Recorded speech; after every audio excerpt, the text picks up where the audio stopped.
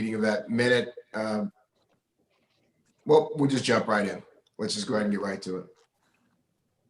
The agenda for the special council meeting for October 26th, 2020. All items have been electronically submitted. 1. 2021 Executive Budget Address. Honorable Latoya Cantrell, Mayor, City of New Orleans, presenting the Mayor's proposed 2021 capital and operating budgets for the City of New Orleans as required by the Home Rule Charter. Council members, just to highlight for items 2 through 8, the sponsoring council member has requested deferral for these items to the meeting of 11/19. Item 2, motion number M2362 by Councilmember Brossette by request, recommending projects to be funded for the remaining 4 years of the 5-year capital program from 2022 to 2025. Number 3, motion number M2363 by Councilmember Brossette by request, approving the operating budget of the New Orleans Aviation Board for the year 2021. Number 4, motion number M2364 by Councilmember Brossette by request, approving the operating budget of the Delgado, Albania Plantation Commission for the year 2021. Number 5, motion number M2365 by Councilmember Brossette by request, approving the operating budget of the French Market Corporation for the year 2021. Number 6, motion number M2366 by Councilmember Brossette by request, approving the operating budget of the New Orleans Municipal Yacht Harbor Management Corporation for the year 2021. Number 7, motion number M2367 by Councilmember Brossette by request, approving the operating budget of the Orleans Parish Communication District for the year 2021. Number 8, motion number M2368 by Councilmember Brossette by request, approving the operating budget of the New Orleans Building Corporation for the year 2021. Number 9, ordinances on first reading. That is the entirety of the agenda for today's special meeting. Teresa, thank you very much. Hello again, Madam Mayor. I would kick it off to you. Welcome.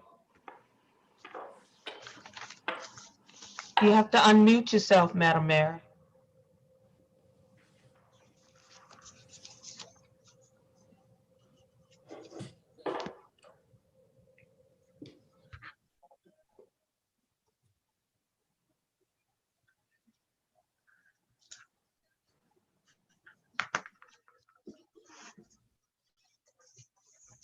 I'm unmuted.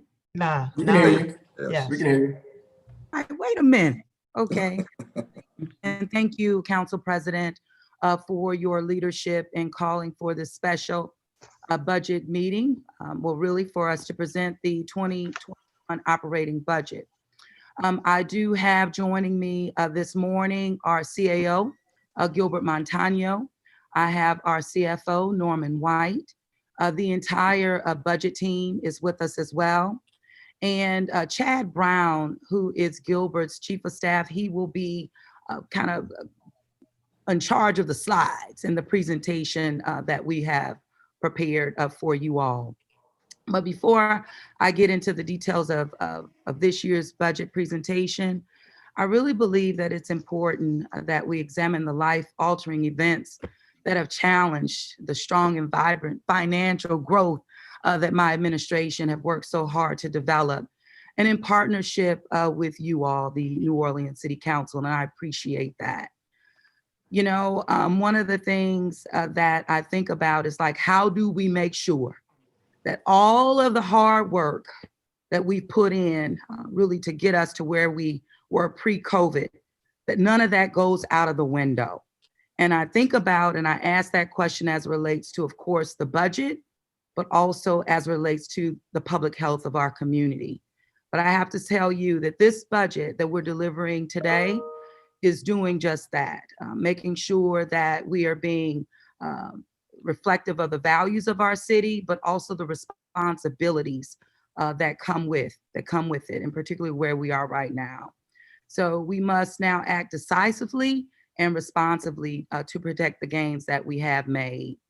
The budget that we're delivering, again, is going to do that. Last year, if you all remember, Moody's Investor Services upgraded the city's bond rating from an A2 to an A3. And that was, you know, our first year and a half in office, we were able to get that credit rating increase, which was significant. This was more than a validation that our financial position, our strategies were strong. And I want to commend the hard work of our entire team, and of course, in partnership with the council, for just recognizing what we were bringing to you was the step in the right direction for our city. And according to Moody, the stable outlook reflects an expectation that our growing economy, our tax base and managements, with the willingness to maintain adequate reserve, those levels in the balance as it relates to operations will allow our credit rating to remain stable. And, that's why it was such a priority for us to, again, maintain our stability. But since then, oh man, we have faced 2 emergency declarations in response to hurricane threats, not to mention the private development collapse of Hard Rock, that tragedy that took three of our people. Cyber attack, that threatened to hold our financial data hostage, and just cannot overlook the tragedies that occurred during our Mardi Gras 2020 as well, and other challenges that that we faced over the past 2 years. And now, of course, that COVID-19. And this virus literally attacked the health and wellness of the world, our nation, our state, and of course, our beautiful, beautiful city that we love. In the state of Louisiana, again, as you know, there has been over 182,000 confirmed positive cases in our state, 5,820 deaths. 13,000 of those confirmed positive cases were in Orleans Parish, and 600 of those deaths, again, occurred in our parish as well, disproportionately impacted, no doubt about it. But we have, we've been able to maintain and face this challenge and this COVID-19 pandemic, face it head on. But let us be mindful that, again, every one of our people who we lost, they matter. One is too many, and it truly rocked our cultural community in the city. And I do believe we really haven't realized the impacts just yet, but we will as we move towards a full recovery, making sure we bring our people along with us. Despite these devastating events, my administration has worked hard, as I said, to react responsibility and keep government moving to meet the needs of our people. And you all know that in a fiscal crisis, the public demands, they don't decrease, they actually increase. And we are faced with the challenge of really doing more, even with less. But again, we faced this COVID-19 head on, immediately began to put in place testing, multiple testing sites. As you all know, many of the council members were a part of that process with us. And I really appreciate the support there. We mobilized our emergency services, entire public safety team, from our health department, fire, EMS, police, Homeland Security, you name it, the 911, 311 call center, all first responders, and all literally have been delivering nonstop since March, but really nonstop for the past 2.5 years under not only my administration, but our city leadership. We organized mass feeding program that has been leading the country, 18 million. We've had many cities adopt this program, and FEMA, as we know, has supported those cities as well and continue to support this city. We've recently asked for an extension through the end of this year, and we really do believe that we'll be granted that. We expanded the state's rental assistance program, again, fighting to keep our people in their homes, but elevated it to looking at our landlord community as well as our homeowners. So their mortgages, so they don't lose those mortgages and creep into foreclosure. Our neighborhood engagement office trained community leaders. We call them neighborhood navigators. We equip them with technology, iPads and the like, to make sure that they're capturing the information from the public and able to facilitate our residents with resources and critical service, helping them get through that process and navigate.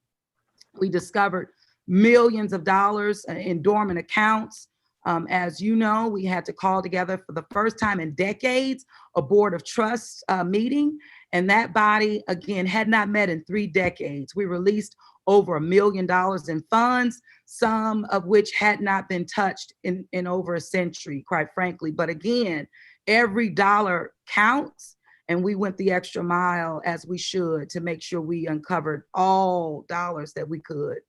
My administration, as you know, doubled down along with the council as it relates to early childhood education. I know that we wanted to make sure that we were prudent and not charging to a account that was deficit, a deficit account. But we had to make sure, because we knew that our financial rating agencies, they were watching and quietly watching the movement of the administration. So we pulled that additional 3.1 from dollars that we were able to get in, again, scraping and digging in the couch. We've expanded the way we communicate to residents, working again to meet them in that digital divide. Much more work there, but that's a priority as we shift from 20 to 21. And I know you all have that as a priority as well, being our regulators of utility. The decisions that my administration made years, as we moved into COVID, literally they're paying off dividends for us right now. The cyber attack last year, as you all know, it really prepared our teams to transition to remote work nearly seamlessly. Our procurement team rapidly transitioned that online bidding to make sure that we didn't stop the infrastructure work. And as a result, since March, really issued over 300 million in infrastructure contracts alone, and continuing to move that work forward. I'm just proud of the way that my administration has met these challenges, responded to the additional challenges that we face today. And as a result, collectively, we've saved lives, and it's something that we all should really be proud of. But despite, all of our efforts, that of the council, of our residents, we have to be aware that the city of New Orleans currently is experiencing an unprecedented fiscal crisis as a result of this pandemic. And as I mentioned earlier, during a fiscal crisis, the demands of our public, of our residents, they do not decrease. They only increase, and we are forced to do more with less. And we're no strangers to that. But that's exactly, what we're doing. Our city was disproportionately impacted by COVID-19 on the front end, and suffered again when our CARES Act funding was diverted and even diluted at the state level, again, as you know. As a consequence of, our 2021 fiscal year, we're facing budget shortfalls of over $100 million. But, we're going to get through it. We have to face it, but I have no doubt, that we're going to get through it. We can. In developing this budget, difficult decisions just had to be made. But again, I want you to know, we are reaffirming our commitment to maintaining adequate reserve levels and balanced operations. This is what will be essential to holding to our credit rating. We got to hold steady. And this was even reassured or reaffirmed by the agencies this past week. We've streamlined our operations to avoid disruption, but the challenges again remain very much significant. I want you to know that my administration has spent the last 2.5 years making critical investments in infrastructure and righting the financial ship. And our 2021 budget proposal continues on that path. So again, not wanting to lose any of the ground, that we made coming into this pandemic, but even as we look at 2021, we're working hard to provide critical service to our residents while continuing to protect our public, our fiscal health. And of course, public health is all tied to it. And this continues again to be my top priority for the city. So reflecting values, but again, our responsibility to the public as we move through. In spite of these challenges, we continue to steer our city forward and towards that financial stability into our future, that we just have to remain committed to making sure the city all of our people get the fair share. Don't listen. I don't want you to even worry about, our commitment and being grounded and pushing for the resources that our city needs. Don't worry about that. We'll continue to do that. And this has meant securing an agreement. I'm going back now, the 2.3 million we brought in from Champion Square, that was 10 years, we didn't see a dollar. And it meant fighting for our franchise fees, again, millions that we were owed by those using our public rights of way. And we brought in over 6 million for that, a big deal. The 21 budget, it is intentional and it is comprehensive. And I have to go back, it is also being very much responsible. While our departments have had to make sacrifices, and we all have, including you all and all of our employees, I believe that this last pay period, past paycheck that hit on Friday really was the first where we have collectively been able to see how the furloughs have impacted us, right, and impacted our people. But those are sacrifices that come with running government, and just making sure that we're prudent and being examples for the public. This budget will allow us to continue to serve our residents, but at a high level, because again, during a fiscal crisis, that demand only increases by our folks. The 2021 budget, you've heard me talk about saying we have to be surgical, literally. And I heard the council president kind of mention this in his opening comments as well. My administration has worked diligently and has left no stone unturned in putting together this budget. And I just got to thank my folks once again for the hard work, working overtime, working through the weekends to get this done. It is a budget that reflects the needs of our residents while preparing the city for some uncertainties, quite frankly. There's some unknowns, but the way that it's structured, that it's not based on the unknowns. It's based on the realities. The one thing that it does include now, it does include the expectation, us going to the voters for the rededication of 5 mills that we know that will expire in 2021. And like me, that we are not in control of the timeline for taking up this matter. It's definitely driven already by the dedication of those mills and with the roll off expected in 2021. The rededication is critical, and we have the city has the flexibility that it needs to ensure that these revenues can continue to be spent as needed in the future. And you all really worked hard with us on this, and I really appreciate that. We would not have come this far and in preparation to go to the public, to our residents for their vote December the 5th without you all leaning in on this and just, working with us, being innovative and creative in our approach. We are at an extremely consequential time. As you know, 2021 is a pivotal budget year, and we're ready. We're committed to working with you, meaning the entire council, all of our residents, of course, in making smart decisions that put us there. And, I had this quote, Bloomberg, we were on a call last week, and Michael Bloomberg, he said, ignore the naysayers. He said, ignore the naysayers. The power belongs to the people who fail to join them. So I said, amen to that. So we're going to continue, to look forward, be focused on the mission, and that is to ensure that the city of New Orleans is on the best path forward towards progress. So I'm going to turn it over to Gilbert, who will lead us through the presentation that you all have. As I mentioned, Chad will be in charge of the slide deck. And with that, if there are no other questions, we'll just move right into the presentation. And I thank you all again. Okay. Thank you. Thank you, Madam Mayor. Thank you for the remarks. Thank you for your leadership. This is truly our most challenging time. Thank you, Council President Williams, Vice President Moreno, Chairman Brissett, and members of the council for having us here to discuss the 2021 operating budget for the city of New Orleans. As the mayor said, we are at an extremely consequential point in our time and our financial trajectory.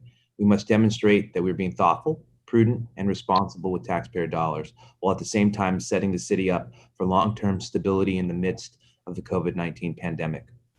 We spent the last 2 years, as the mayor said, working to stabilize and strengthen the financial position of the city of New Orleans, and we've seen many successes. However, as we all saw, the COVID-19 pandemic experienced an unprecedented crisis for all cities across the country and well as other states. The drastic loss in revenue in 2020, in large part, of course, was due to tourism and sales tax, which has led to significant changes in the way the city of New Orleans is doing business. But business is still being done. We've learned many lessons in leadership during the COVID-19, and in the midst of fear and confusion, we were confronted with an unending series of hard questions and decisions. We learned to slow the game down.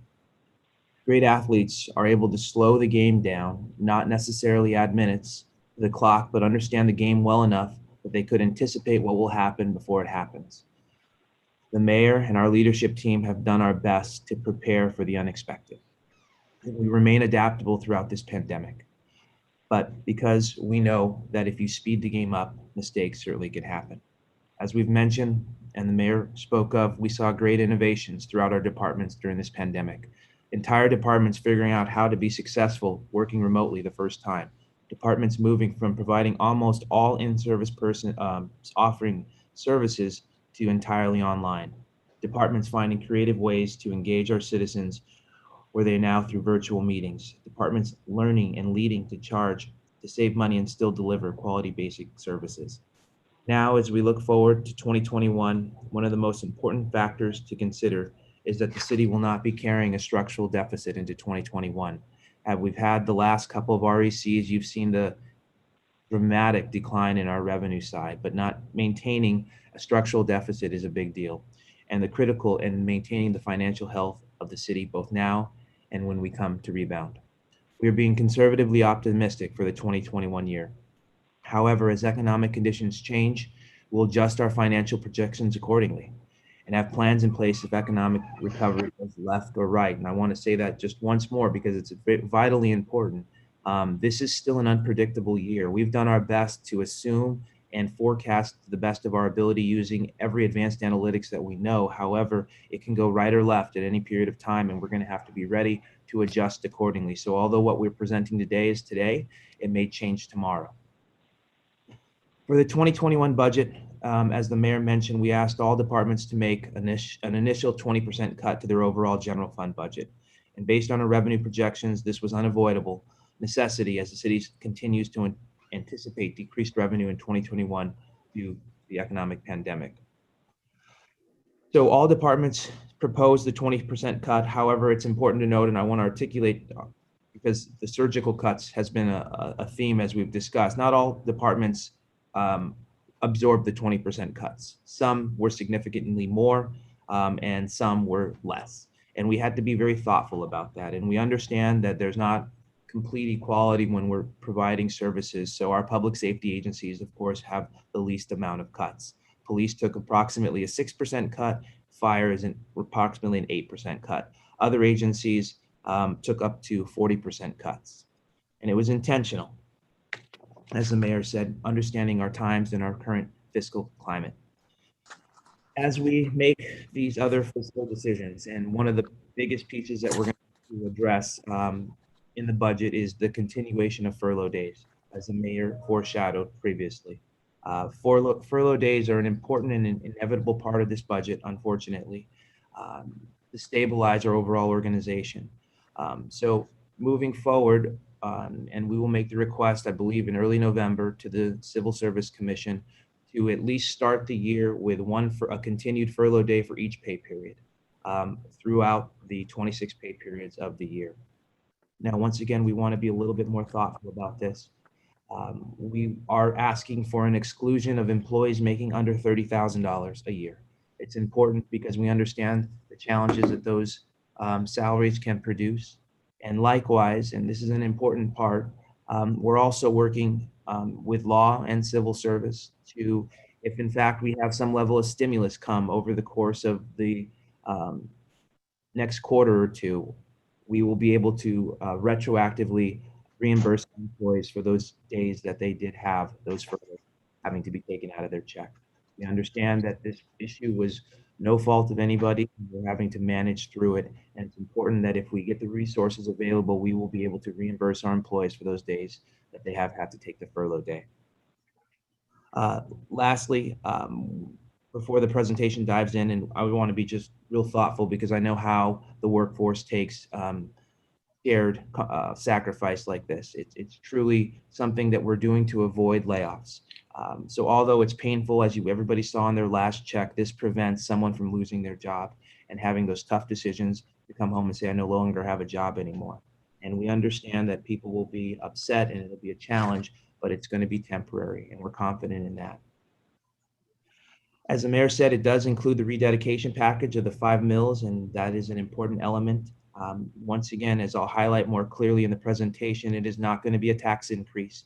So although the city is sacrificing significant dollars, we also wanted to be thoughtful of our residents and not request any increase in taxes. However, simply a tax decrease should the voters decide to vote in the affirmative for this package. Lastly, and I know I've said that a couple times, the mayor mentioned it as well, and we've worked extremely diligent over the course of the last, since March, 9-10 months into this, to manage this uncertainty. And as the mayor says, this was reaffirmed by Fitch. We had our various bond holder and rating agency meetings, and they reaffirmed our A bond rating last week. And this is a big deal, and I want to highlight it's a big deal simply because many other cities throughout the country have been downgraded, especially those relative to the tourism dollars. We've been taken off negative watch. We are on negative outlook because of our circumstances, but it reaffirms the tough decisions everybody's making to maintain this short period of pain as we look to the next 2 to 3 years to set the foundation for the future benefits that we're going to hopefully reap when all of this eventually subsides. So it's an important point. I wanted to reaffirm that our rating agencies have reflected that. Now, does that mean there's not going to be challenge? Absolutely not. And what's most imperative for us to do is that we have continued management through the course of this year, and which is ultimately what's going to make it a challenge. Remember, we're cutting almost $110 million out of this year's budget, reoccurring dollars. That's a huge difference. Remember, in 2020, we had that one-time money to absorb. We don't have that this year right now. So we really had to make over $100 million in cuts. And we know that that is too, as we've said, to the marrow. And we want to ensure that we have some stability and trajectory to have a bounce off from there. So barring any other initial opening comments, I'll probably dive into the presentation. Many of these slides you have seen before. However, I want to memorialize them since it is our budget process, and of course, leave any time for questions. So I will probably be a little bit more quick on some of the slides that you've seen before, and then dive more deeply into where the expenditure cuts and some of our other budgetary considerations are being made. So we can go ahead and get started with the presentation. This is the table of contents. Next slide. We can keep going. Once again, want to set the stage for where we're at. And previous to the REC, you'll see that the GDP dropped double digits in Q2, which has been a real baseline indicator for how our economy is doing. Some of the prospects for Q3 are looking more positive, but it's important to basically highlight where we were when this pandemic hit and what has resulted from it, both city, state, and nationally. We can go to the next slide. Once again, this just shows that this is not a short-term run for the city. We're looking 2 to 3 years, and we're trying to manage accordingly. You'll see New Orleans based on the X and Y axes and our vulnerability scores, where we are from a operational position dealing with our COVID pandemic. We can go to the next slide. This is begins to lay the groundwork for how we came up with what to do and where. This is a sensitivity analysis. As we've mentioned, we have to create scenarios knowing that we're unknown on where we're at. This is an example of some of the analytics that we have to do if, then when perspectives. And we want to just highlight for both the council and the public what we're dealing with here. We can go to the next slide. Once again, just another regression identifier that highlights exactly where we are and gives you a little bit of insight on what our recovery scenarios look like and what we manage through. Next slide. You saw this at the overall REC in what we're dealing with right now for 2020 and what kind of deficit we had to close the gap in through those furlough days and final continuation of contractual service cuts and the like. We can go to the next slide. This gives you a little insight on CARES Act. I know we've talked about this ad nauseum, but I always want to highlight it because it is such an important factor of what we hope to accomplish and what we hope will change our trajectory for at least the short term as it relates to some of our furlough days. Sum it up to say we got about maybe a quarter of what I think the federal government designed for us to have. Of course, we're thankful and thoughtful for that money. However, the city of New Orleans did not fare well in that regard. And we will continue to advocate, as the mayor has consistently, for that additional funding. And we'll continue through that. We can go to the next slide. This breaks down the overall, the consolidated parish that we currently absorb, shows you a little bit more linear where those dollars went. Once again, this is often just for the record to memorialize as viewers may want to come and evaluate some of the tough decisions being made and why they were being made. So some of this is just mainly for information purposes. So I want to keep rolling through. We can keep going. This talks about Mayor Cantrell's strategic budget and framework as highlighted in our budget. Talks about the core foundational aspects relative to the budget and how we use its metrics to design the overall benefit of where we're going as an organization. We can go to the next slide. This just highlights some of the 2021 priorities. This is some, not all, certainly public safety, climate change, affordable housing, and of course the economic recovery are vital tools as we move forward. We can keep going. Certainly this gives just a little bit of the work that had been done as a result of the dynamics and the changing adjustments we've had to make that the mayor's led through the emergency rental program, the mass feeding program, and of course the outdoor dining grant program. We can keep going.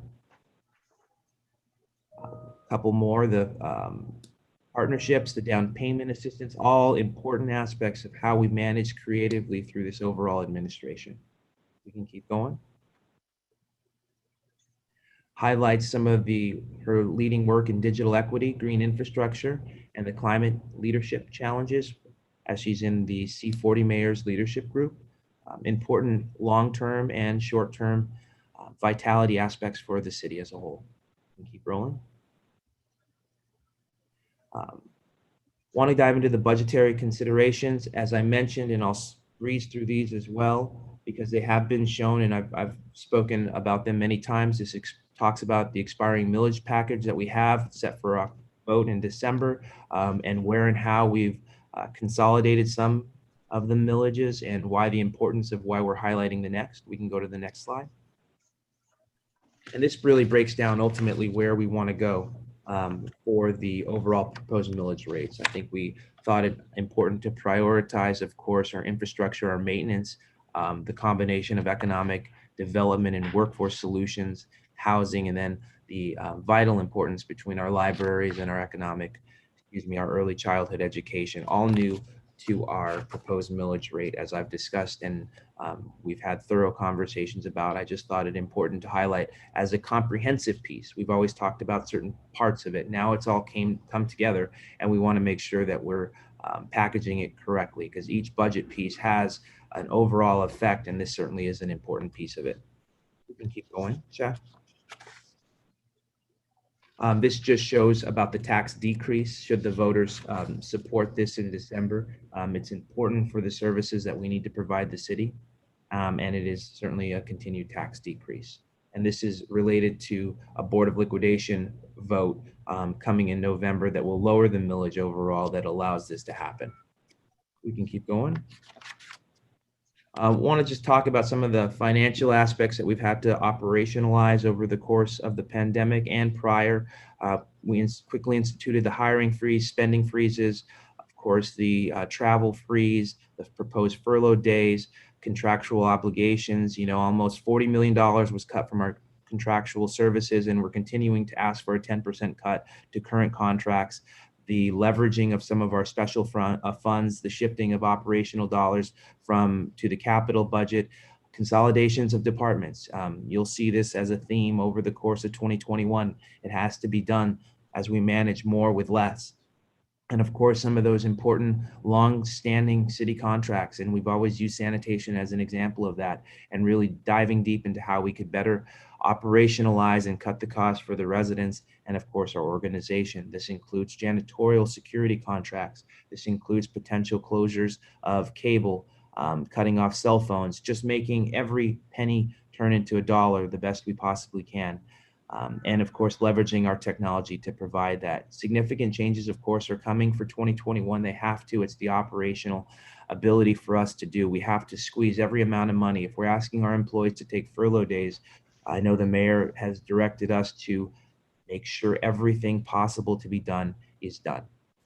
So we want to continue that. We can go to the next slide. Want to continue to highlight the zero-based budgeting. That continues to be a top priority. It certainly has provided significant benefits from an operational and management perspective. It drove us and drilled down to cost of services analysis that allows each agency to know what they're spending and how. We had a little bit of a slowdown as we've had an unprecedented amount of tragedies over the course of the last couple of years, but I expect full implementation by 2022, and you'll see significant headway even through 2021 with almost half the mayoral controlled agencies gone through zero-based budgeting. We can keep going. Revenue, as we just came from the overall REC, gives you a little bit of a snapshot on where our growth sectors and where our loss sectors are, and how we've managed through that. Of course, the largest changes you'll see there in red are going to be from the CARES Act and the Harris dollars of that one-time money. We can keep going. This gives you a better snapshot of really the various different years and what we've had to overcome. Those significant percentage changes are drastic. This is a testament to all the work the team has done to really cut those costs and ensure that we have normalized at some level government operations. We can keep going. Gives you a little insight from REC on our overall planning outlook for fund balance and why that is such an important piece. You'll notice in the presentation we have not utilized or asked to utilize our fund balance in any significant portion, our rainy day fund. This is part of the important aspect that has maintained our credit stability and financial integrity for the coming years, so that when we bounce back, we'll bounce back strong. We can keep going. Expenditures. This is a snapshot of where the expenditure cuts and evaluations came from, and really what we're dealing from a visual perspective. As I go into the presentation, you'll see it more specifically to each agency. We can go to the next slide. This is important, and I want to be able to highlight these different agencies. And this reflects, and this is based on Questica, which is our new operational technology for budget implementation. This takes you line by line of each agency and how much the cuts are. Now, this is inclusive of the furlough days, as you'll see, but you'll notice our public safety agencies, where those cuts were and the percentage of the overall budget, as well as all the others. You'll notice, as I mentioned, fires 8.2%, 6.4% for police, because we understand the vital necessity for public safety in this current environment. We can keep going, and this gives you a snapshot of some of the others. All those agencies you'll see have taken anywhere from 20 to 40% cuts over the course of periods during this time. I know it's painful, but we're continuing to manage through that, and we hope at some point, should there be an infusion, we can reimburse those employees those furlough days. We can keep going. This gives you a little bit more insight on where we are as far as the cuts, those agencies that did not have a cut and those that actually had an increase. Okay, we can go to the next slide.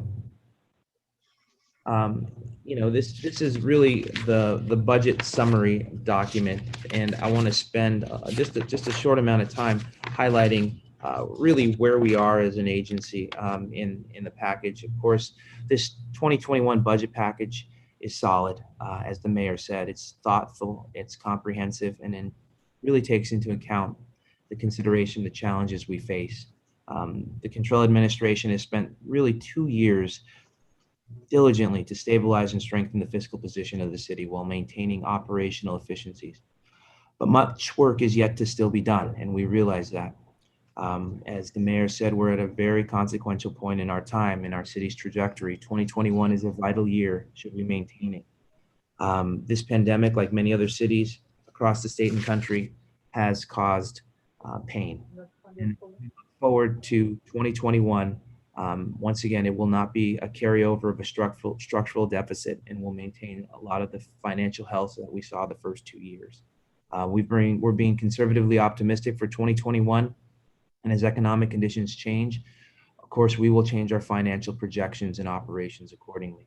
The 2021 budget includes a rededication package, of course, as we've said, and we hope that the voters vote affirmatively in that regard.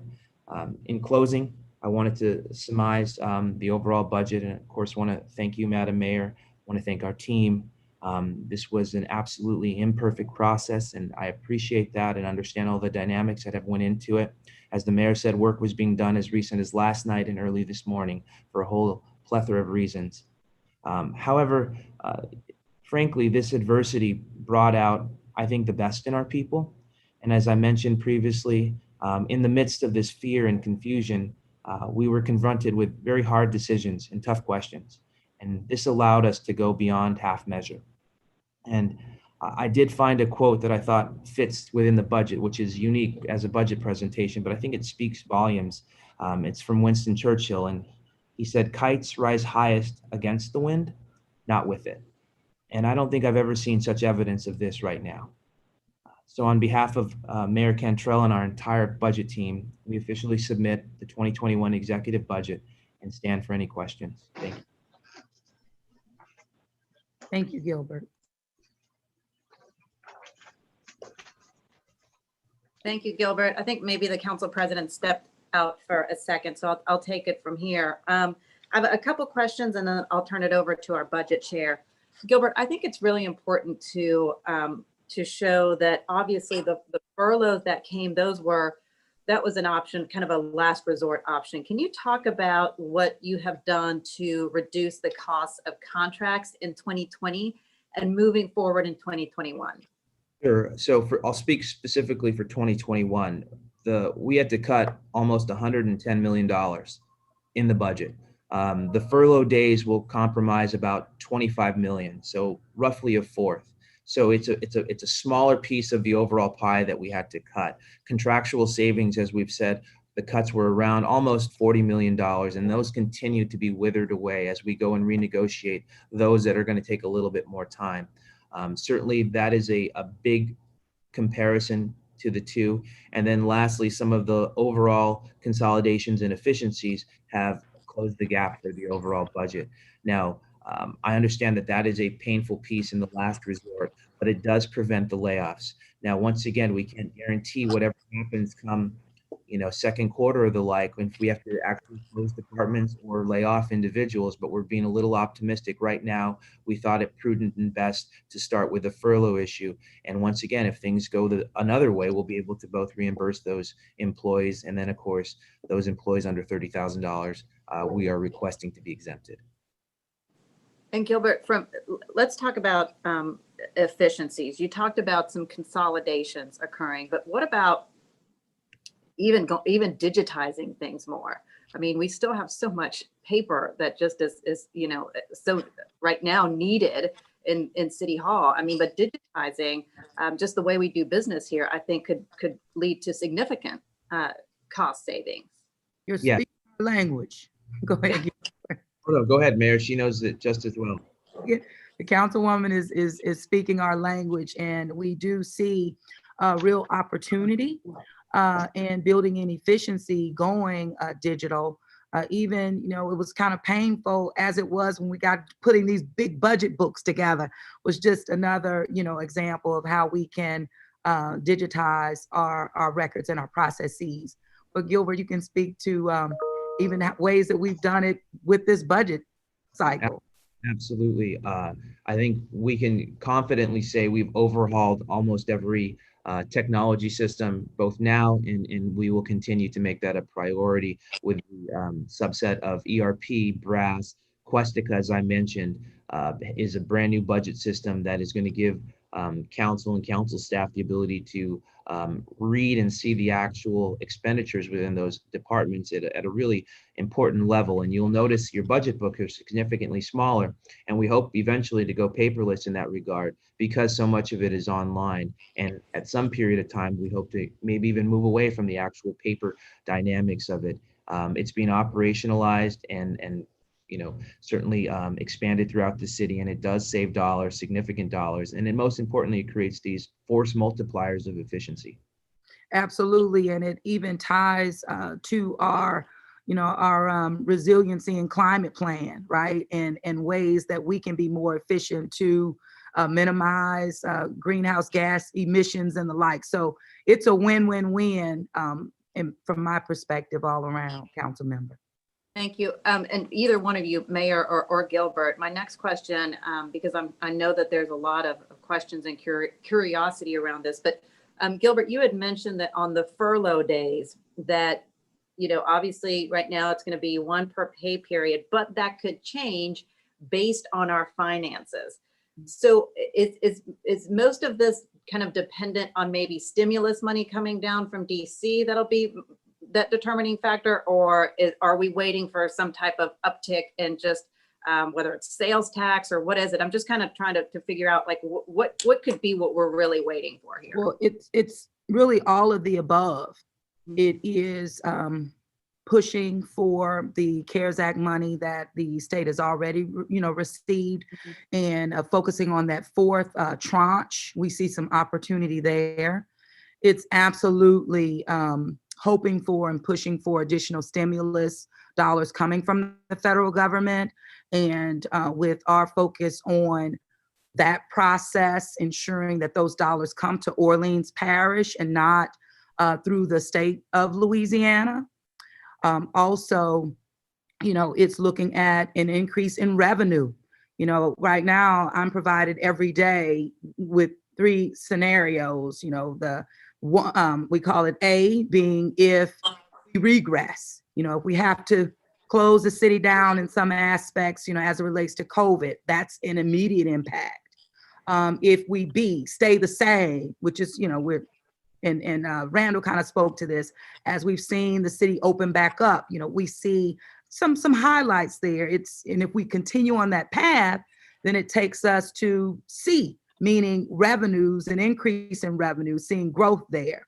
So looking at all of these areas to get additional revenue in the house, and that primary focus being able to reimburse employees for that. As I looked at, the pay period this past week, I said, well, okay, well, if we're get to a point where we're able to reimburse our folks, then I was excited because it would be like a little or a savings, that we can show them that while they took the hit on the front end, that we can make them whole on the back end. But at the same time, understanding that as we move into 2021, if many of these dollars are not realized or they are towards the middle of 2021, the issue is not knowing when. But we may have to look at additional furloughs as well as layoffs as we get into 2021, but keeping our eye on these dollars and these revenue streams that we are due and we deserve. And Gilbert, you can follow up with anything I may have missed or touch on. Sure, I think that you said it. I think you said it well. I mean, we're using the one paper for operational integrity of the departments. However, should sales tax, go back to normal, vaccine and travel continuation start seeing, we could stop them. Right? I mean, I think we just have to prepare should there not be recovery. But if there is recovery, certainly there's no reason to perpetuate them unnecessarily. And I think really that's the message that we need to make sure is very clear, that we are prioritizing our people who work for city government. That should things improve, that we will be making that attempt to start, refunding them, or obviously putting a stop to the furloughs. I guess what I'm trying to say is that they would be coming, first. Like if we see that money start to come back our way, that, hey guys, to those who are working hard for the city of New Orleans, we're putting you first to try to make you as whole again as we can. That's the message, right? Okay. And then one final question, I was just very happy to hear about this, that for those city employees making less than $30,000 a year, that they will not be part of this furlough process. And I'm very grateful to see this. But my question is, how many employees make below 30,000 a year? Yeah, it's around, is it 400 and what is that number, Gilbert? Is it 480 or? I'm pulling it up on my notes right now, and I just will caveat that we have to make all these requests to the Civil Service Commission, and they have to approve them. So all that we are absolutely going to submit them, but certainly it does take their endorsement. Bring it to the It's exam. a little over 500, if I'm not mistaken. And by the time I stop looking, I will find the exact. Right. So, but over 500. And Gilbert, you can get me this number later. And I know that we're trying to be very particular with the exact dollar amounts on certain things. But I'm just wondering, 35,000. Anyone making under 35,000 is still a really low amount, particularly when we're looking at poverty levels. And if you're a single household parent on $35,000 a year, that is still not making a lot of money to try to take care of your family. So just if you could just get me the numbers between what it looks like with the number of employees making below 30,000 and what it looks like with employees making below 35,000, so I can see the difference and the dollar difference as well, that would be helpful. I'm just curious at that and seeing if maybe there's an opportunity to bump up that number to anyone making under $35,000, just based on what our poverty levels look like in the city of New Orleans, if that could be possible. Well, this is definitely our people who are paycheck to paycheck. No doubt about it. Oh, no doubt. About departments, one hit very hard, like this speaks to them, would be like our park and parkways. Big deal. Property management. It's heavily our employees affiliated with the health department, the Office of Community Development. I mean, it's across the board. So we definitely, if there's an opportunity to increase that threshold to 35, we can look at that. I mean, we can run the numbers now and provide you with that analysis. I don't see any drawback to doing that. Thank you, ma'am. Madam Mayor, council member, I have the numbers. So it's about 527 employees under 30,000. The cost of that is $1.9 million. 35,000 and below would affect 932 employees at a cost of $3.5 million. And employees at 40,000 or lower is 1,309 at a cost of almost $6 million. But once again, we have to figure out where it would come from, of course, is all. Yeah.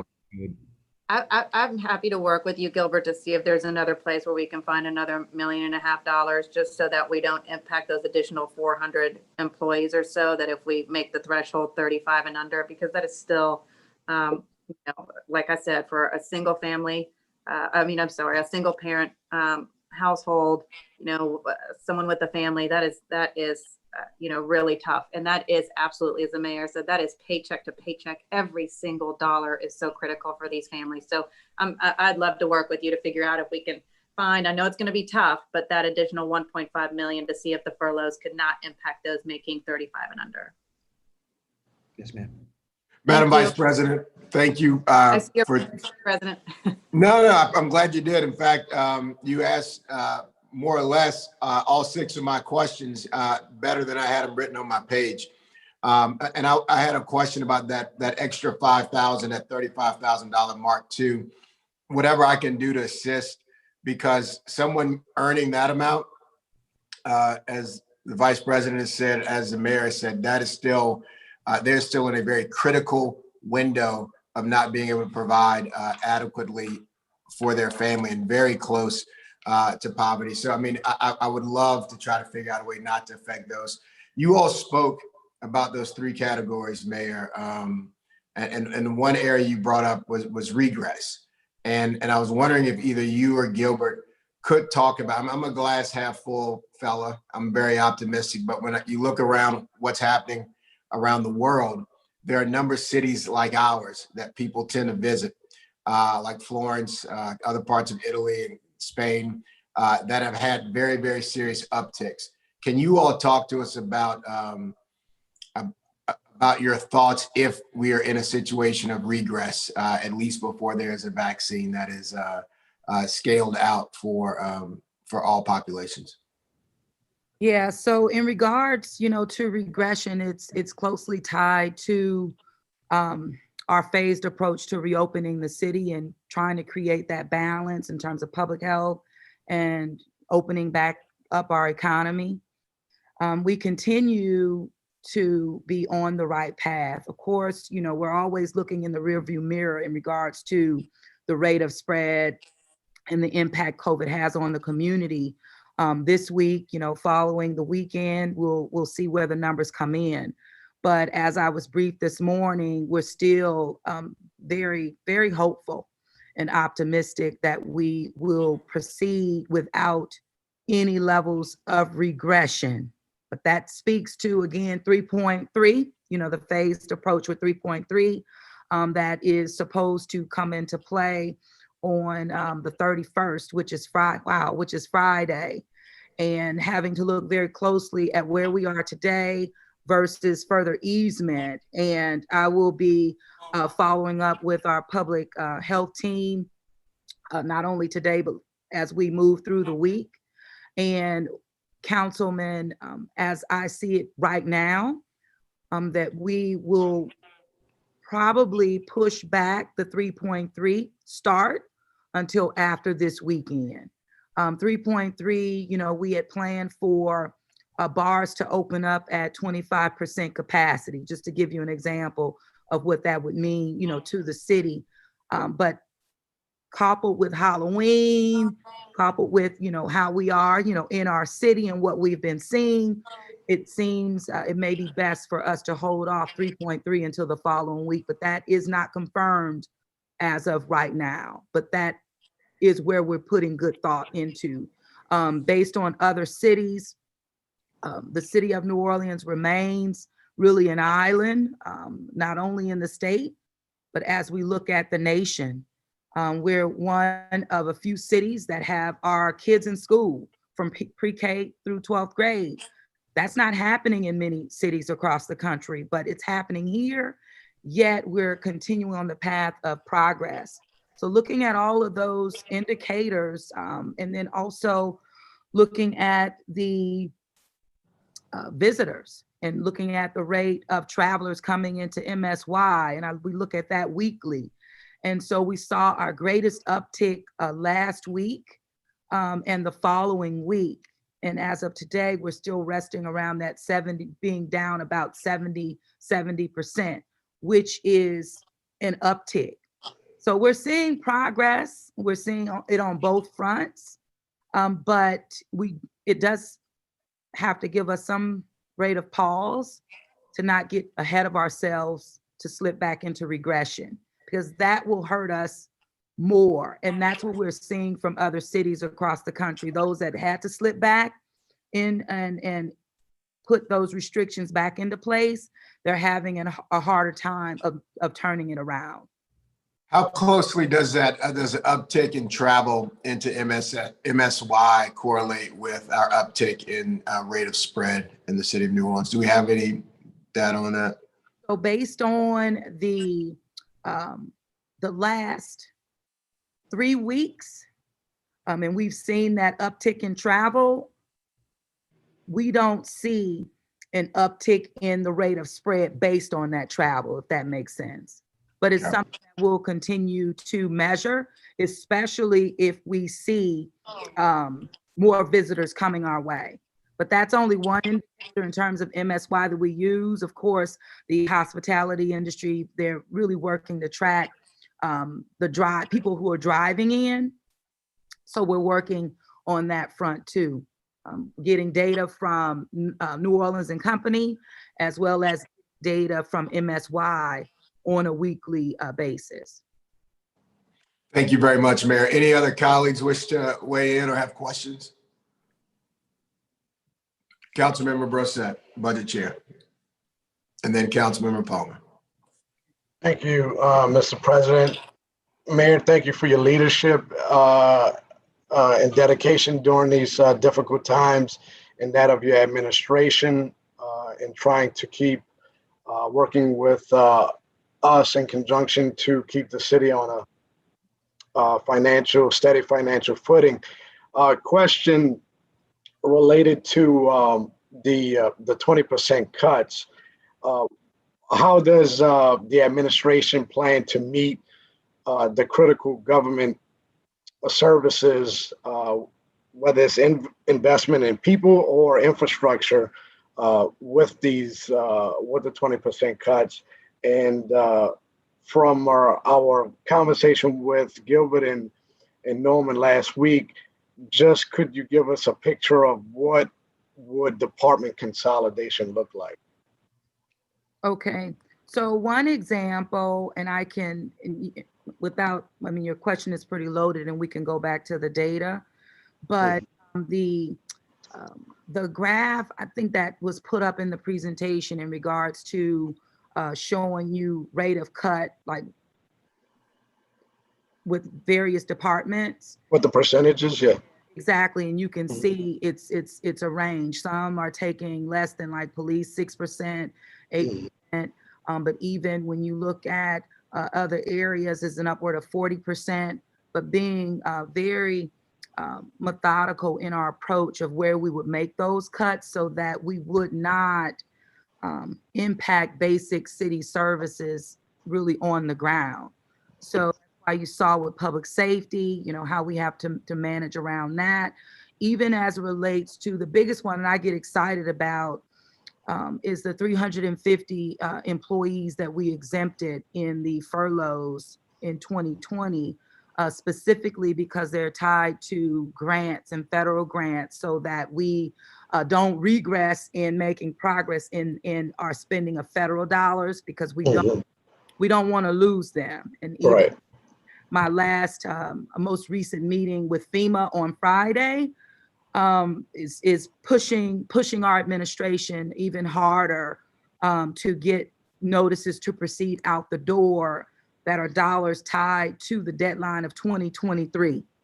And so we have to get more aggressive there, but it really speaks to having those employees continuing to serve in their capacity, because we have to double down even harder with making satisfying FEMA, because they're going to go to a meeting next week. Our regional director has been called to a meeting at the federal level. And so we're making sure that he has everything that he needs to demonstrate that the city of New Orleans is doing what we say. We're getting projects out the door. But the biggest piece is making sure that he can ensure at the highest level that New Orleans is doing the right thing, these notices to proceed, that they are moving, because these dollars can still be redirected right now. So we need to know they're locked up, and they are, but we're just having to double down even more within the administration, and having these 350 just staying intact is going to be critical.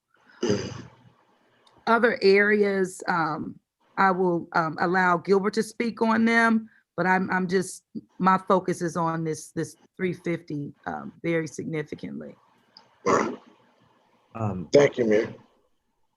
Mr. President, Madam Mayor, Chairman Brissette, the overly simplistic answer is really each agency has to submit both an operational and a management plan that will ultimately provide the administration with how their shift deployment will result, how, where, and when. Some agencies, it's mostly on the administrative side, it's just factoring in who's going to be available to do X work and who is not going to be available, and augment whatever that service delivery has to accommodate. As we've always said that, of course, there may be service impacts when you have one less day in a pay period to produce. But those impacts should be kept minimal, and it's incumbent upon us to ensure that those impacts are the most minimal they can possibly be, understanding that we are in this short period of tough times, tough financial times, and ensuring the overall benefit to the public, we hope, will be the longstanding financial foundation that we are trying to set up with this short period of time of minimal impacts managed through. That's our job, to make sure that those impacts are as minimal as they can possibly be. And I can give you any particular example within any of the agencies that you would like on shift differential and shift deployment strategies if you would like, but ultimately it just creates a management plan and a deployment plan for each agency with the key focus of whatever that service delivery is ultimately going to be.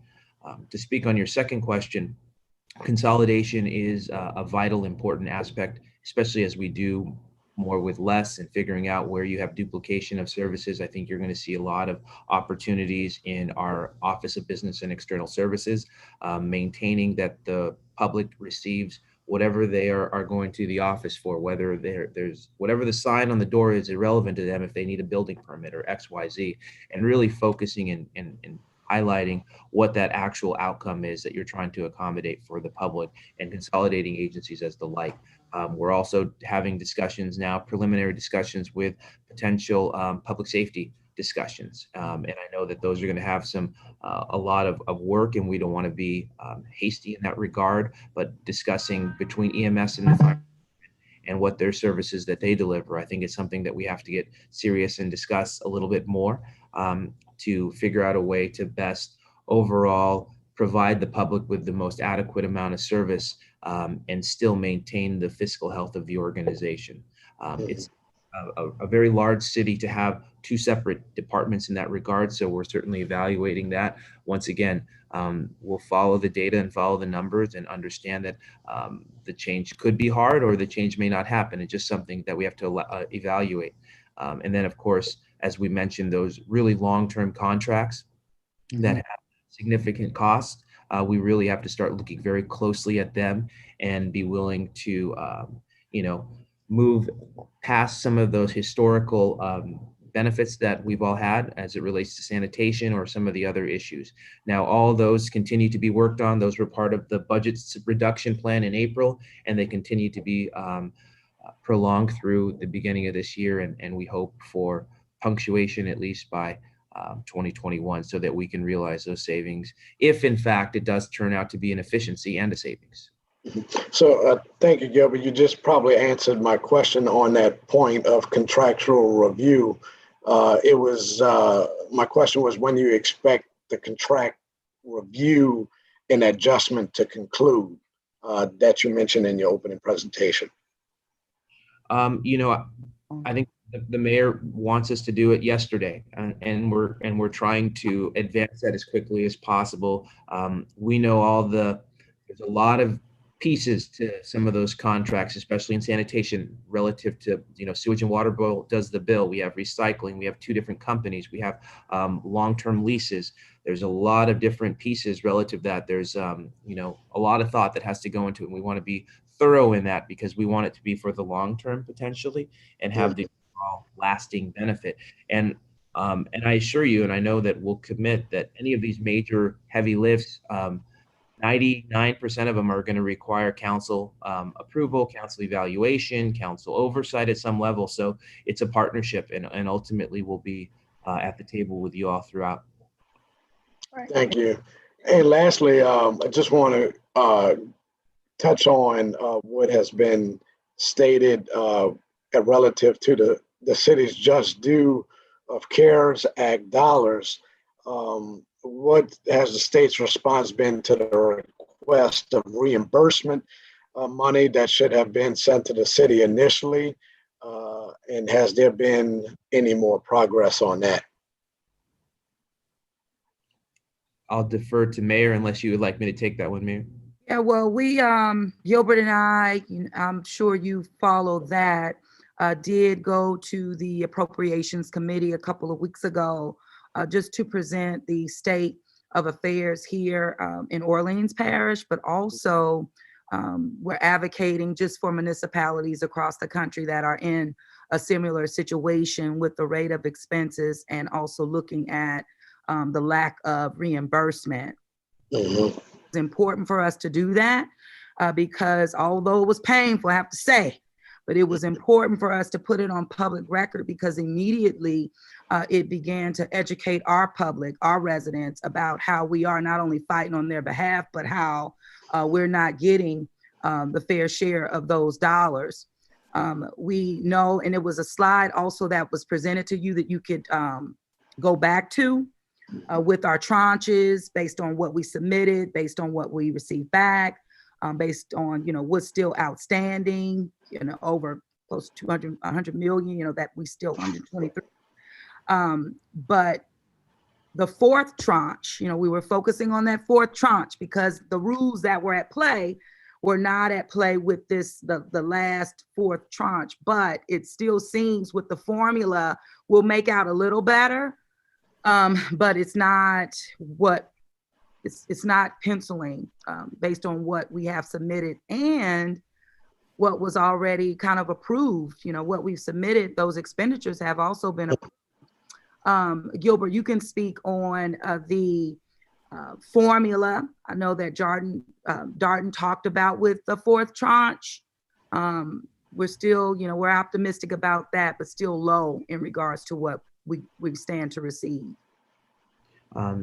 Sure, and I hate to say this, we've seen this movie before, so I'm not holding my breath. But what the formula essentially would allow for is, I think the denominator is somewhere around $70 to $80 million, based on population and several other factors. The city could be in line for anywhere between 10 to 15 on the high end $1 million, and we just have to be thoughtful of that.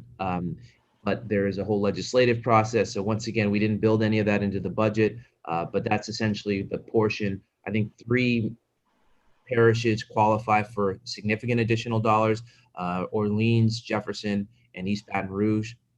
And I believe they divvy it up over the other parishes that just slightly were above their expenditures. But we're so significantly above our expenditures. We submitted well over $200 million of qualified reimbursements, received about 60 million. And I would assume and assure that Jefferson probably has something similar, and East Baton Rouge a little bit lower. However, those are the 3 main players to be talking between the 70 to $80 million, assuming it's even available for local municipalities. Like I said, we've watched that money come and go. We're hopeful, we're confident, we're doing everything we can to ensure that we are fighting to get those dollars. But that's really the idea and the number that we're looking at. And I really don't know where we are for the Main Street dollars, which is the other pot of money that was taken away from the CARES dollars, the 300 million. Their closeout is December 1st. And their accounting is due December 1st. I'm told that everything is encumbered. So I don't know what would be available. We won't know to December 1st. The reason we may know for the others because the closeout is November 1st. And when would actually receive the dollars is another question. So everything is still much in anticipation, to say the least. Thank you, Gilbert. That's all the questions I have. Thank you, Madam Mayor, and we look forward to working with all of you and department heads and staff throughout this budget process. Thank you. Councilmember Palmer.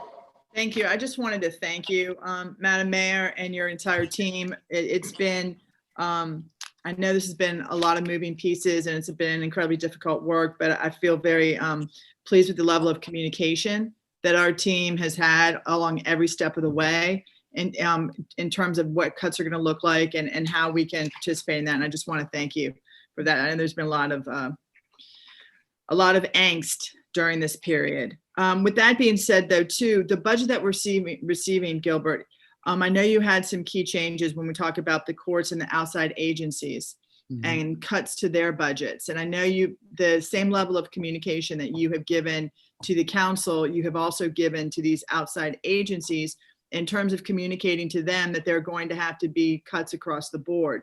When I look at this initial presentation, it looked like you were very equitable in terms of the level of decrease that you are requesting from the courts and these other outside agencies that make their own budgets. So the budgets that we will be receiving, are these are these the budgets that they representing what you requested cuts are? Well, I had to submit a letter to our outside agencies, those external agencies, one, informing them of the steps that the administration was taking as it relates to furloughs and our deficit. And I had to request that they follow. So they didn't have, we can't force them to, but I did request. And based on that request is what they submitted to us, and meaning in terms of where those cuts are coming from, where you'll see zeros, like you'll see that those agencies pretty much decided that they would not join the administration in making cuts. So I have to say that although I would like to take credit, for their ability to see, the writing that was on the wall, do what was necessary to make sure that they made cuts as well. They did that as a request, and we're grateful that they followed. But they're the ones that did not. They were asked as well, but just declined to participate. Okay, I'm sorry. So then that means, I thought this was a typo. So where it says clerk of criminal court, they're coming back with an increase in budget of 21%? No, they no variance. They're pretty much staying the same, and with a little increase as well. Yeah, they're not participating. Got it. Now, it looks to me like it looks to me like they came back with an increase of 21% over last year. Well, remember, based on the law, remember there was a lawsuit, and we really worked very hard with the court to address that, and wanted to create some balance and a win-win, and we did move forward in good faith, increasing their allocation, and that was so that's where you're seeing that amount reflected here, that percentage reflected, but that's based on the increase that we did give them. Great, thank you very much. And I would just add that it's really going to be incumbent when the outside agencies send council their presentations that these numbers match, right? And we're happy to be part of that process because, and this does happen, obviously, we get a certain document with X number, and then when it comes to council, it's a different number. And, right, that's my question. Basically, I want to make sure that we're all on the same page going into these discussions. Yeah, so we'll dedicate as much time, energy, and resources to ensuring that those numbers coalesce based on what we have in our projections and our request as compared to what is submitted for adoption to City Council. Great, thank you. Any other colleagues? Hearing none. Thank you, Mayor. Thank you, Gilbert. Wait. Thank you, Chad. No. Councilman, I can't hear anybody. Council President, it's Cindy. Okay, I'm sorry, Councilmember Wynn. It's Go okay. ahead. I had a technical issue in the way. Well, first of all, I just wanted to weigh in and just want to thank the administration, Madam Mayor, Gilbert. You guys have been awesome in reference to moving the city forward. I just wanted to thank you guys for your leadership. I know time has been really tough, but really appreciate the innovative thinking strategies that you guys have continued to focus on our citizen. I just had a question around the millage renewal. So can you walk us through in reference to if on December the 5th, if it doesn't pass, what is that impact to the city of New Orleans, and when is the impact is going to happen? So the public can understand how critical this is for the city of New Orleans. Well, if it does not pass December the 5th, then that will mean that we'll have to fill a gap of around 23 million, because that's what the millage passage would reflect. And as we've said, we have built that into the 2021 budget.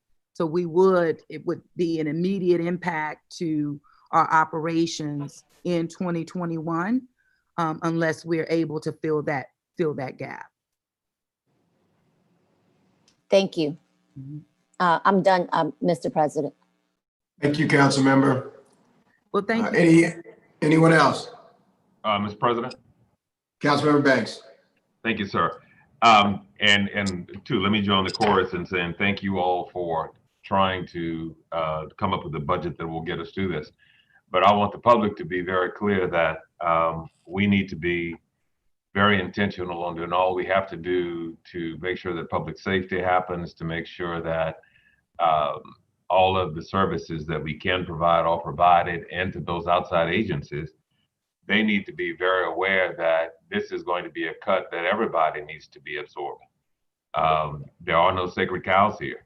And I saw the president of the firefighters union on the television last night. If we've got to have first responders furloughed, then I think that everybody ought to be playing a part in this. So to those outside agencies, I would hope that you all would heed the warnings that we are not where we used to be. And this is not about territorialism. This is not about preferential treatment. This is about all of us being in this together. So everybody needs to pull their weight. So with that, hopefully everybody will be cooperative, and together we will get through this. Thank you. Thank you, Councilman. Thank you, Mayor, for this presentation. Thank you, Chad and Gilbert. You want to close us out with anything, Mayor? I would just offer 2 websites for the council to use to see what's going on across our nation, and you'll be able to see where New Orleans ties into that. One is tracktherecovery.org. It's a tool that you can use, and you'll be able to see again the rate of recovery where Orleans is versus other cities across the country. I did get this. This is a tool that we use with the Bloomberg Harvard piece that is just very effective, and mayors are using it. Also, there's another one called opportunityinsights.org, where you can go again, and that will help you kind of see where opportunities are in terms of our recovery, where focus is, where it's going to take a longer while to get people connected to employment other than helping them pivot to other career opportunities. And so I just found those 2 sites very helpful, and I wanted to share them with you all. And that's all I have. And thank you so much again. Thank you, Mayor. Colleagues, we have our work cut out for us. I would entertain a motion to adjourn. Councilmember, we have public comments. We do? I'll go to that, Teresa. Thank you. The first public comment is from Justin Schmidt. Mayor Cantrell, given the fact that the current budget deficiency has caused firehouses to be closed in portions of the city, would you or Mr. Montano please explain why on March 3rd, 2020, you executed that certain ratification, extension, modification, and amendment of the August 14th, 2014 Edward Wisner donation, which expired as of August 4th, 2014, purporting to, among other things, to extend the term of the trust in perpetuity. The official records of the Edward Wisner Donation Advisory Committee for the 5 calendar years 2015 to 2019 reflect that approximately $20,594,065.11 should have been received by the city, but instead was distributed to the income beneficiaries of the 1914 Edward Wisner donation, 56 of which included individual heirs of Edward Wisner or Wisner's wife's attorney, most of whom do not even live in the city or state of Louisiana. This is a significant amount of income due to the city that could be used for a number of needs consistent with the wishes of Mr. Wisner, including cemetery maintenance and beautification. The original donation document executed by Mr. Wisner in 1914 mandated that the donation should benefit several city departments, including the New Orleans firefighters. Why are you still giving the city's money away? And please don't suggest this is complicated and that I don't understand the issues. I have done my homework. Thank you. The next comment is from John Smith. Can the administration confirm that the budget they are presenting does not include layoffs? Thank you. Those are all of the public comments. Thank you, Teresa, for catching that. I didn't realize some had come in. I entertain a motion to adjourn. So So move. moved. It's been moved by Councilmember Banks. No, Is there- no, council member, we have ordinances on first readings that have to be introduced. I thought you said we did not. No, I'm no, sorry, we- Madam Clerk, you have the floor. We need to suspend the rules, please. Move to suspend the rules. Second. Second. Seconded by Council Vice President Moreno. All those in favor? Aye. Aye. Unanimous vote to suspend the rules. Okay, Temple. Good morning. Can you hear Good me? morning, Temple. Okay. Ordinance is on first reading. Ordinance calendar number 33,158 by Councilmember Brissette by request.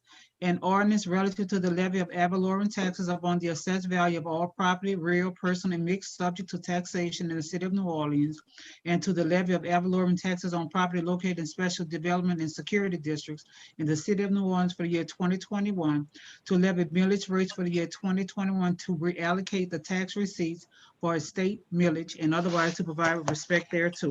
Ordinance calendar number 33,159 by Councilmember Brissette by request. An ordinance relative to the levy of fees on property located in special security and improvement taxing district in the city of New Orleans for the year 2021 and otherwise to provide with respect thereto. Ordinance calendar number 33,160 by Councilmember Brissette by request. An ordinance providing a capital budget for the year 2021 in accordance with the provisions of section 3-117 and 4-2061F of the city charter and otherwise to provide with respect thereto. Ordinance calendar number 33,161 by Councilmember Brissette by request. An ordinance providing an operating budget of revenues for the city of New Orleans for the year 2021 in accordance with sections 3-116, 4-2061F, and 6-102 of the city charter and otherwise to provide with respect thereto. Ordinance calendar number 33,162 by Councilmember Brissette by request. An ordinance providing operating budget of expenditures for the city of New Orleans for the year 2021 in accordance with section 3-115, 4-2061F, and 6-1023 of the city charter and otherwise to provide with respect thereto.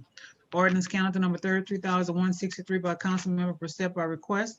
An ordinance to amend and reordain section 2-1103 of the city code, increase the fees for notarial services and related matters, and otherwise to provide with respect thereto. Ordinance calendar number 33,164 by Councilmember Brissette by request. An ordinance to adopt the Downtown Development District's 2021 plan to provide additional capital and special services, facilities, and improvements for the Downtown Development District of the city of New Orleans for the year 2021, and to provide otherwise with respect thereto.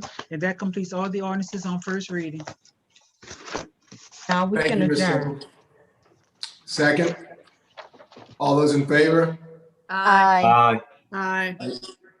Thank you. Goodbye, everybody. We are adjourned. Aye. Bye.